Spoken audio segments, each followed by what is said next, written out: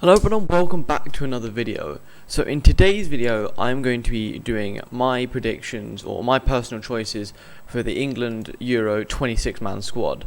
So first of all we're going to choose a formation. I'm going 4-2-3-1 because I think that's what would work better for the England squad considering what we have going on. So up front I don't think there's any real argument to who's going up front other than Harry Kane. I think I'm pretty sure he's like captain at this point, an elite striker, and yeah, he will hopefully win us this thing. On the right, I'm going to go with Jadon Sancho. He's had a mismatched season, but I do think he's what we need at the Euros, because he can score goals, he can assist, he can play on the left as well, so he's very versatile as well. So yeah, on the right, on the left even, we have the right-footed myth, Marcus Rashford. He's going to be influential in scoring goals because you can even convert it to a 4-2-2. So I play Rashford and Kane up front, my other Cam, and then Sancho. So yeah, I think Rashford will be going for what he's done on and off the pitch. Right, here is Gareth Southgate's least favourite man, Jack Grealish. I don't think you play him on the left because, what is he going to do cutting on his right? And he's not exactly the fastest. If you give him free reign in that number 10 role, I think he legit turns around the game. And he'll be threading through balls to everyone. And I think that could be a key component into going into the Euros. But we all know Gareth Southgate, and he won't do that. Next up, Declan Rice. We don't have any CDM options, let's not lie, but the ones we do have, they are decent. Declan Rice has been injured for the last part of the season, but when West Ham were absolutely flying, he was obviously one of the main players in the midfield, just commanding and all that. So yeah, I think he's definite. And I looked at the England statistics on the FA website, and he's like the highest for tackles and interceptions and all that. So yeah, I think he'll be key going into the Euros. And next up, there was a lot of debate on whether he was going to be fit, but he is back in training.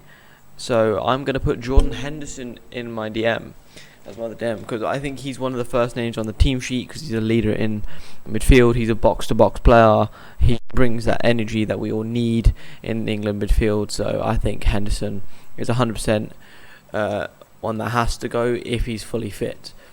Left back, we have Luke Shaw, the man that went from being deemed the worst English left back to he's now ripping up the Premier League. So yeah, well done Luke Shaw, and yeah, he's going to be my left back for this, and I don't think there's anyone that really challenges him other than Ben Chilwell, but Ben Chilwell is also not my first choice. On the right, the man that should rightfully be going to the Euros, Trent Alexander-Arnold. Ever since he was dropped from the March squad, he's been absolutely on form. I think he's been one of Liverpool's best players, and I think it would be a major mistake not to take him, because yeah, we have like Kieran Trippier, Reece James, Wan-Bissaka, but I think Bissaka's changing his nationality to the Democratic Republic of Congo, and I don't think there's anyone that in an attacking sense, I don't think there's anyone that does a better job at attacking as a fullback than Trent. So yeah, my two centre backs, the leader of Man United, also known as the biggest waste of £80 million you've ever seen, Slabhead Maguire. I know, I feel like we could use his head in the Euros. And yeah, he's a leader. He can command that back line. Also, John Stones has had an amazing season with Ruben Diaz. So I think two players that have had amazing seasons. If you build up that chemistry, I think you've got an amazing centre-back partnership. Let's just hope they don't make too many mistakes. And the most important position for me, goalkeeper. Don't know why we have fucking Pickford in goal, because he's shit. So I'm choosing, if he's fit, because he's had some knee injuries this season. He didn't make an appearance versus Liverpool when they lost. Burnley lost 3-0 at Turf Moor, but I'm choosing Nick Pope because I think he's an elite keeper. He should be getting that squad. I don't know why Pickford's ahead of him, because over the last season we've seen Ancelotti drop him for Rob Olsen at Everton, and Pickford is known to make a mistake, but those mistakes have become a lot more frequent, and going into a major tournament like the Euros, I don't think you can afford those major fuck-ups. So that's why I've gone for Nick Pope. So that is my starting 11 for the Euros. I don't think it's a bad starting 11, but we all know Gareth Southgate will start 5 at the back, 2 in midfield, 3 up front. So yeah, this is the ideal one. First up, we're going to start in defence. I know you can only fit 23 men in here, but I have 3 interesting shouts for players that we could take to the Euros. That'll come at the end of the video. So my first backup keeper is Dean Henderson. He's been regularly challenging David De Gea for a first team spot at Man United. He's been good.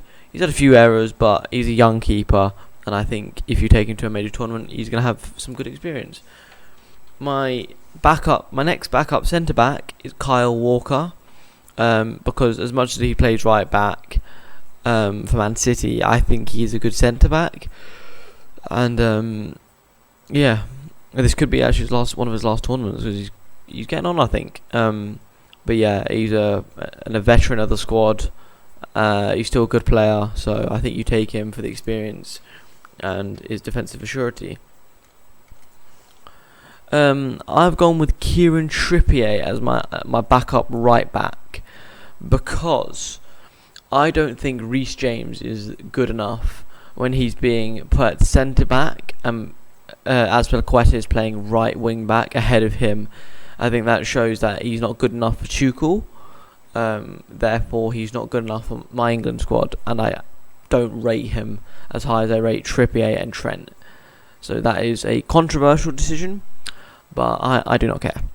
My next one is between Conor Cody and Tyrone Mings. I have gone for Mings only off the basis of Aston Villa have had a better defensive record than Wolves this season and have finished in a much higher position. That is quite literally my logic in this decision. But it is between Conor Cody and Tyrone Mings. My next one will be a bit of a controversial one. I'm going with Bukayo Saka. I know Arsenal have been, for lack of a better word, shit this season, but I think you bring him along for the versatility, because you can play left back, left wing back, right mid, left wing, right wing. So yeah, I think you bring him for the versatility, and when he did play for England, he was actually good. And then the actual backup left back is Ben Chilwell.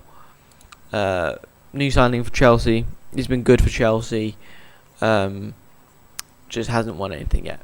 But yeah, overall, I think for the left back, you've got 3 solid left backs here.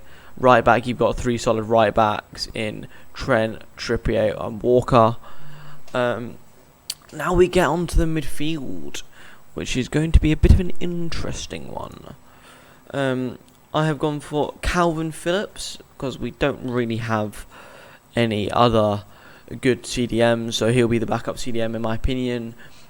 He's a very good player, very good at long balls. His passing ability is insane. So yeah, I think it'd be wrong not to take him to the Euros. So next up in my midfield, we're gonna go with the youngster Jude Bellingham. An amazing season for Borussia Dortmund, and I think he would come on for Henderson and play that box-to-box player role. And yeah, I think we need him in the squad, and he's a good young player, promising. I don't know if he played in the March tournament. Next one, we're going to go for Gareth Southgate's favourite player, Mason Mount. He can play in the number 10 role, left wing, and he's been amazing for Tuchel and Lampard this season, so I think it'd be wrong not to take him, but he will go because it's Gareth Southgate's favourite.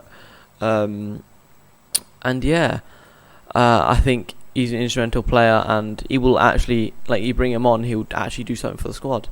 Next up, the man that has been ripping up the Premier League and the Champions League, to be fair, Philip Foden. I don't like his trim, but he's an amazing player, and I think he will definitely get game time at this tournament, because he can probably play across the front three, left mid, Cam and right mid. I don't know where he plays for City. I think he's played centre forward as well this season. But yeah, this one he wouldn't have been my first choice, but we're gonna go with Mason Greenwood because I think if you put him as a striker, he is going to be absolutely deadly. But then again, you can also play him on the right, and he's done well on the right this season. So yeah, I think he's a must go to the Euros. Then my next one is someone who's new to the Premier League but has been ripping it up. It's Ollie Watkins. He's done insane this season. I think he's in like the top 8 players, top 8 goal scorers in the Premier League this season, and he's just joined from Brentford. Good backup striker, and yeah. So this is my starting 11 for the Euros, and on screen now you'll see the three that I've flashed up. So my third goalkeeper will be Sam Johnston, who plays for West Brom. Okay, although West Brom may have got relegated, they haven't had a solid defence or attack, and he has kept them in many games. And he's an insane goalkeeper, and I think he was chosen for the March squad selection. So yeah, my fifth centre back will be Filakai Tomori, who's on loan from Chelsea at AC Milan, and I think AC Milan have plan to make his transfer permanent to the San Siro. So yeah, I think he's proven himself at the top with AC Milan, who are challenging. They were challenging for the league at one point, but now Inter have won it. Now they're challenging for Champions League, and I think he deserves a run in the squad, and he's young, so he can be developed. My next one, as you would see by thumbnail, I'm not taking Raheem Sterling because Sterling's not going is he's been underperforming in an overperforming Man City team, and he's not even getting in front of like youngsters like Phil Foden, Fernan Torres, and the chances he does get, he's flopping them so hard. So that's my reason for not taking him, even though we know Southgate will. But my third choice for my 26-man squad is Patrick Bamford, who, to my recollection, is like 4th in the top scorers chart, 13 goals for Leeds United. Just promoted last season, and they're finishing in the top 10, I'm pretty sure. So I think Bamford deserves it. I think he'll be like a backup to Harry Kane, because he's got kind of the same build and the same kind of play style. So yeah. Anyways, that is my pick for my 26-man Euro England squad. If you like the video, please like and subscribe, and I'll see you in the next one.